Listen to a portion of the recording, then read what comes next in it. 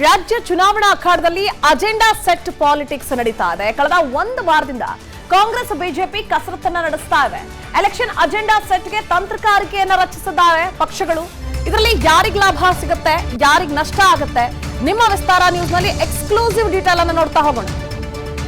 ಕಳೆದ ಒಂದು ವಾರದಿಂದ ಕಾಂಗ್ರೆಸ್ ಹಾಗೆ ಬಿಜೆಪಿಯ ನಾಯಕರು ಕಸರತ್ತನ್ನು ನಡೆಸ್ತಾ ಇದ್ದಾರೆ. ಎಲೆಕ್ಷನ್ ಅಜೆಂಡಾವನ್ನ ಸೆಟ್ ಮಾಡೋದಕ್ಕೆ ಅಂತ ತಂತ್ರಗಾರಿಕೆ ರೂಪಿಸ್ತಾ ಇದ್ದಾವೆ ಪಕ್ಷಗಳು. ಇದರಲ್ಲಿ ಯಾರಿಗೆ ಲಾಭ ಆಗುತ್ತೆ, ಯಾರಿಗೆ ನಷ್ಟ ಆಗುತ್ತೆ ಅನ್ನೋದರ ಎಕ್ಸ್ಕ್ಲೂಸಿವ್ ಸುದ್ದಿ ನಿಮ್ಮ ವಿಸ್ತಾರ ನ್ಯೂಸ್ ನಲ್ಲಿ. ಅಂದ್ರೆ ಕಳೆದ 10 ತಿಂಗಳಲ್ಲಿ 5 ಗ್ಯಾರಂಟಿ ಈಡೇರಿಸಿದೆ ರಾಜ್ಯ ಸರ್ಕಾರ. ಇನ್ನು ಗ್ಯಾರಂಟಿಯಿಂದಲೇ ಚುನಾವಣೆ ಗೆಲ್ಲೋದಕ್ಕೆ ಪ್ಲಾನ್ ಮಾಡಿತ್ತು ಕೈಪಡೆ. ಇದರ ನಡುವೆ ಕಾಂಗ್ರೆಸ್ ಚೊಂಬು ಪಾಲಿಟಿಕ್ಸ್ಗೆ ಬಿಜೆಪಿ ಕಕ್ಕಾಬಿಕ್ಕಿ ಆಯ್ತು. ಗ್ಯಾರಂಟಿಯಿಂದಲೇ ಚುನಾವಣೆ ಗೆಲ್ಲಬೇಕು ಅಂತ ಪ್ಲಾನ್ ಮಾಡ್ಕೊಂಡಿರುವಂತಹ ಕೈಪಡೆ ಒಂದು ಕಡೆ ಆದ್ರೆ, ಇದರ ನಡುವೆ ಕಾಂಗ್ರೆಸ್ ಚೊಂಬು ಪಾಲಿಟಿಕ್ಸ್ ಅನ್ನ ಜಾರಿಗೆ ತಂತು.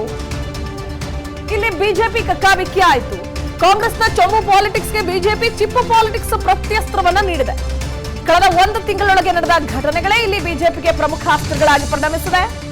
ರಾಮೇಶ್ವರಂ ಕೆಫೆಯ ಬ್ಲಾಸ್ಟ್ ಪ್ರಕರಣ ಮಾರ್ಚ್ 1ನೇ ತಾರೀಕಾಗಿದ್ದು, ಇನ್ನು ಪಾಕ್ ಜಿಂದಾಬಾದ್ ಅಂತ ಕೂಗಿದ್ದು, ಅಲ್ಲಾಹು ಅಕ್ಬರ್ ಕೂಗಿ ಅಂತ ಒತ್ತಾಯ ಮಾಡಿದ್ದು, ಹನುಮಾನ್ ಚಾಲೀಸ್ ಪಠಣ ಮಾಡಿದ್ದಕ್ಕೆ ಹಲ್ಲೆ ಮಾಡಿದ್ದು ಬೆಂಗಳೂರಿನ ನಗರಪೇಟೆಯಲ್ಲಿ, ಹುಬ್ಬಳ್ಳಿಯ ನೇಹಾ ಕೊಲೆ ಪ್ರಕರಣ, ಅದರ ಜೊತೆಗೆ ಮಂಡ್ಯದ ಕೆರಗೋಡ್ನಲ್ಲಾದಂತಹ ಹನುಮಾನ್ ಧ್ವಜ ದಂಗಲ್ ಏನಿತ್ತು ಅದು. ಸೊ ಹೀಗೆ ಒಂದಷ್ಟು ಹಿಂದೂ ವಿರೋಧಿ ಚಟುವಟಿಕೆಗಳನ್ನ ಅಥವಾ ವಿರೋಧಿ ನೀತಿಗಳನ್ನ ಸರ್ಕಾರ ಹೇರ್ತಾ ಇದೆ. ಮುಸ್ಲಿಂ ಸಮುದಾಯಕ್ಕಷ್ಟೇ ಅಥವಾ ಅವರಿಗಷ್ಟೇ ಸಪೋರ್ಟ್ ಅನ್ನು ಮಾಡ್ತಾ ಇದೆ. ಹೀಗಾಗಿಯೇ ಇವರ ಉಪಟಳ ಜಾಸ್ತಿ ಆಗಿದೆ. ಹಿಂದೂಗಳಿಗೆ ರಕ್ಷಣೆ ಇಲ್ಲ. ಹಿಂದೂಗಳು ಬದುಕೋದು ದುಸ್ತರ ಆಗಿದೆ. ರಾಜ್ಯದಲ್ಲಿ ಗೂಂಡಾ ರಾಜ್ಯವಾಗಿ ಪರಿಣಮಿಸ್ತಾ ಇದೆ, ಬದಲಾಗ್ತಾ ಇದೆ. ಹೀಗೆ ಒಂದಷ್ಟು ಅಂಶಗಳನ್ನು ಇಟ್ಕೊಂಡು ಬಿಜೆಪಿ ಚಿಪ್ಪು ಪಾಲಿಟಿಕ್ಸ್ ಅನ್ನ ಜಾರಿಗೆ ತಂದಿದೆ.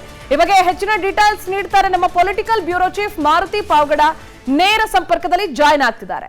ಮಾರುತಿ, ಒಂದ್ ಕಡೆ ಕಾಂಗ್ರೆಸ್ ಚೊಂಬು ಪಾಲಿಟಿಕ್ಸ್ SSLC ಆದ್ಮೇಲೆ ರಾಜುಗೆ ಕಾಡ್ತಾ ಇರೋ ಒಂದೇ ಪ್ರಶ್ನೆ, ರಾಜು ಮುಂದೆ ಏನಪ್ಪ? ಮೊದಲು ಇಂಜಿನಿಯರಿಂಗ್ ಮಾಡ, ಬೇಗ ಡಾಕ್ಟರ್ ಆಗಿ ನನ್ ವಾಸಿ ಮಾಡಪ್ಪ. ಲೈಫ್ ನ ಇಂಪಾರ್ಟೆಂಟ್ ಡಿಸಿಷನ್ಸ್ ನ ರಾಜು ತರ ತಗೊಳ್ಬೇಡಿ. ನಿಮ್ಮ ಭವಿಷ್ಯ ರೂಪಿಸುವ ಹಾದಿಯಲ್ಲಿ ನಾವು ಜೊತೆಗಿರ್ತೀವಿ. Parishrama PU college, it matters where you start. Politics ಅನ್ನು ತಂತು, ಅದಕ್ಕೆ ಪ್ರತ್ಯಸ್ತ್ರ ಅನ್ನೋ ರೀತಿಯಲ್ಲಿ ಚಿಪ್ಪು ಪಾಲಿಟಿಕ್ಸ್ ಅನ್ನ ಬಿಜೆಪಿ ಜಾರಿಗೆ ತಂದಿದೆ. ಚುನಾವಣೆಗೆ ದಿನಗಣನೆ ಆರಂಭ ಆಗಿದೆ. ಈ ಹೊತ್ತಲ್ಲಿ ಚೊಂಬು ಚಿಪ್ಪಿನ ವರ ಅಥವಾ ಲಾಭ ನಷ್ಟ ಯಾರಿಗೆ ಯಾವ ರೀತಿಯಲ್ಲಿ ಆಗ್ತಾ ಹೋಗುತ್ತೆ, ಇನ್ಸೈಡ್ ಡೀಟೇಲ್ಸ್ ಅನ್ನು ನೀಡ್ತಾ ಹೋಗೋದಾದ್ರೆ ಪ್ರತಿಭಾ, ಒಂದೊಂದು ಪಕ್ಷ 2024ರ ಲೋಕಸಭಾ ಚುನಾವಣೆಯಲ್ಲಿ 3 ಪಕ್ಷಗಳು ಕೂಡ ಹೆಚ್ಚು ಸ್ಥಾನಗಳನ್ನ ಗೆಲ್ಲೋದಕ್ಕೆ ಯಾವ ಅಸ್ತ್ರಗಳನ್ನ ಕಡೆ ಕ್ಷಣದಲ್ಲಿ ನಾವು ಬಳಕೆ ಮಾಡಿದ್ರೆ ಆ ಅಸ್ತ್ರಗಳು ಚುನಾವಣೆಯಲ್ಲಿ ಗೆಲ್ಲಬಹುದಂತ ಒಂದು ಅಸ್ತ್ರಗಳು ಆಗ್ತದೆ ಅನ್ನುವಂತಹ ಒಂದು ಲೆಕ್ಕಾಚಾರವನ್ನ ಇಟ್ಕೊಂಡು ಬಿಜೆಪಿ, ಕಾಂಗ್ರೆಸ್ ಹಾಗೂ JDS 3 ಪಕ್ಷಗಳು ಕೂಡ ತಂತ್ರಗಾರಿಕೆಯನ್ನ ಮಾಡ್ತಾ ಇದೆ. ಮೊದಲನೇದಾಗಿ ಪ್ರತಿ ಬಾರಿನೂ ಕೂಡ ಬಿಜೆಪಿ ಸೋಷಿಯಲ್ ಮೀಡಿಯಾದಲ್ಲಿ ಬಹಳಷ್ಟು ಮುಂದೆ ಇರ್ತಾ ಇತ್ತು. ಆದ್ರೆ ಇತ್ತೀಚೆಗೆ ಅಷ್ಟೊಂದು ಫಾಸ್ಟ್ ಇಲ್ಲ ಅನ್ನುವಂಥದ್ದು ಮೊನ್ನೆ ಕಾಂಗ್ರೆಸ್ ಅವರು ಕೊಟ್ಟಂತಹ ಚೊಂಬು ಪಾಲಿಟಿಕ್ಸ್ ಇಂದ ಬಿಜೆಪಿ ಅವರು ಎಚ್ಚೆತ್ಕೊಂಡಿರುವಂತದ್ದು. ಅಂದ್ರೆ 2023 ವಿಧಾನಸಭಾ ಚುನಾವಣೆಗೂ ಮೊದಲು ಇದ್ದಂತಹ ಬಿಜೆಪಿಯ ಸೋಷಿಯಲ್ ಮೀಡಿಯಾ ಆಕ್ಟಿವಿಸ್ಟ್ ಈಗಿರುವಂತಹ ಆಕ್ಟಿವಿಸ್ಟ್ ಬಹಳಷ್ಟು ಅಜಗಜಾಂತರ ವ್ಯತ್ಯಾಸ ಇದೆ. ಈ ವಿಚಾರ ಬಹಿರಂಗವಾಗಿ ಬಿಜೆಪಿಯ ಆಂತರಿಕವಾಗಿಯೂ ಕೂಡ ಚರ್ಚೆ ಆಯ್ತು.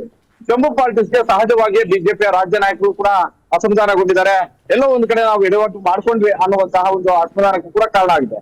ಅದೇ ರೀತಿ ಚಿಪ್ಪು ಪಾಲಿಟಿಕ್ಸ್ ಅಂದ್ರೆ ಕಾಂಗ್ರೆಸ್ ಸರ್ಕಾರ ಬಂದ ಬಳಿಕ ಕಾಂಗ್ರೆಸ್ ದೇಶ ರಾಜ್ಯವನ್ನ ಆಳಿದ್ರು ಕೂಡ ಏನೆಲ್ಲ ಕೊಟ್ರು ಏನೆಲ್ಲ ಮಾಡ್ಲಿಲ್ಲ ಅನ್ನುವಂಥದ್ದನ್ನ ಇಟ್ಕೊಂಡೆ ಚಿಪ್ಪು ಪಾಲಿಟಿಕ್ಸ್ ಅನ್ನ ತಂದ್ರು. ಆದ್ರೆ ಇದ್ಯಾವುದೋ ಹತ್ರನು ಕೂಡ ಬಿಜೆಪಿಗೆ ಅಷ್ಟು ದೊಡ್ಡ ಮಟ್ಟದ ಲಾಭ ತರುವಂತಹ ಒಂದು ರೀತಿಯಲ್ಲಿ ಆಗ್ಲಿಲ್ಲ. ಹೀಗಾಗಿ ಕಳೆದ 9 ತಿಂಗಳಿಂದ ಸಿದ್ದರಾಮಯ್ಯ ಅವರ ನೇತೃತ್ವದ ಕಾಂಗ್ರೆಸ್ ಸರ್ಕಾರ ರಾಜ್ಯದಲ್ಲಿ ಬಂದ ಬಳಿಕ ಪ್ರಮುಖವಾಗಿ ಆದಂತಹ ಪ್ರಕರಣಗಳನ್ನ ಪದೇ ಪದೇ ಪ್ರಸ್ತಾಪ ಮಾಡುವಂತದ್ದು, ಜೊತೆಗೆ ಹಿಂದುತ್ವಕ್ಕೆ ಪೆಟ್ಟು ಕೊಡುವಂತಹ ಒಂದು ಕೆಲಸ ಕಾಂಗ್ರೆಸ್ ಸರ್ಕಾರ ಬಂದ ಬಳಿಕ ಆಗ್ತಿದೆ ಅನ್ನುವಂಥದ್ದನ್ನ ಹೇಳುವಂತಹ ಒಂದು ಕೆಲಸ ಆಗ್ತಿದೆ. ಇದು ಪ್ರಧಾನಿ ನರೇಂದ್ರ ಮೋದಿ ಅವರು ಬೆಂಗಳೂರಿಗೆ ಬಂದಾಗೂ ಕೂಡ ಅವರ ಬಾಯಿಂದಲೂ ಕೂಡ ಈ ಹೇಳಿಕೆಗಳು ಬಂದಿದ್ದು, ಒಂದು ರೀತಿ ಇದನ್ನ ಅಜೆಂಡಾ ಸೆಟ್ ಮಾಡಿದ್ರೆ ನಾವು ಯಶಸ್ವಿ ಆಗ್ಬೋದು ಅನ್ನುವಂತ ಒಂದು ಲೆಕ್ಕಾಚಾರವನ್ನ ಹಾಕೊಂಡು ಬಿಜೆಪಿ ಈಗ ಮುನ್ನುಗ್ತಾ ಇರುವಂತದ್ದು. ಸಹಜವಾಗಿ ಮೊದಲ ಹಂತದ ಚುನಾವಣೆಗೆ ಇನ್ನು ಕೇವಲ 3 ದಿನಗಳು ಅಷ್ಟೇ ಬಾಕಿ ಇದೆ. ಅದಾದ ಬಳಿಕ 2ನೇ ಹಂತದ ಚುನಾವಣೆಯವರು ಕೂಡ ಈ ಅಸ್ತ್ರವನ್ನ ಬಿಜೆಪಿ ಅಷ್ಟು ಸುಲಭದ ಮಟ್ಟಿಗೆ ಬಿಡೋದಿಲ್ಲ. ಹಿಂದುತ್ವದ ಅಸ್ತ್ರವನ್ನ ಇಟ್ಕೊಂಡೇ ಚುನಾವಣೆ ಮಾಡ್ಬೇಕು ಅನ್ನುವಂತಹ ಒಂದು ನಿರ್ಧಾರಕ್ಕೆ ಬಂದಂತೆ ಕಾಣಿಸ್ತಾ ಇದೆ. ಅದೇ ರೀತಿ ಕಾಂಗ್ರೆಸ್ ನಾಯಕರು ಇವತ್ತು ಕೂಡ ಕೇಂದ್ರ ಸರ್ಕಾರದ ವಿರುದ್ಧ ಪ್ರತಿಭಟನೆಗೆ ಸಿದ್ದರಾಮಯ್ಯ ಮತ್ತೆ DK ಶಿವಕುಮಾರ್ ಅವರ ನೇತೃತ್ವದಲ್ಲಿ ಮುಂದಾಗಿದ್ದಾರೆ.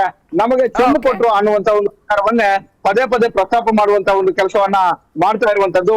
ಒಟ್ಟಾರೆ ಯಾವ ಅಸ್ತ್ರ ಚುನಾವಣಾ ಗೆಲುವಿನ ದಡೆಗೆ ಯಾವ ಪಕ್ಷವನ್ನ ತೆಗೆದುಕೊಂಡು ಹೋಗುತ್ತೆ ಅನ್ನುವಂಥದ್ದನ್ನ ಕಾದ್ ನೋಡ್ಬೇಕಾಗಿದೆ. ಪ್ರತಿಭಾ, ಥ್ಯಾಂಕ್ ಯು ಮಾರುತಿ ಡೀಟೇಲ್ಸ್ಗಾಗಿ.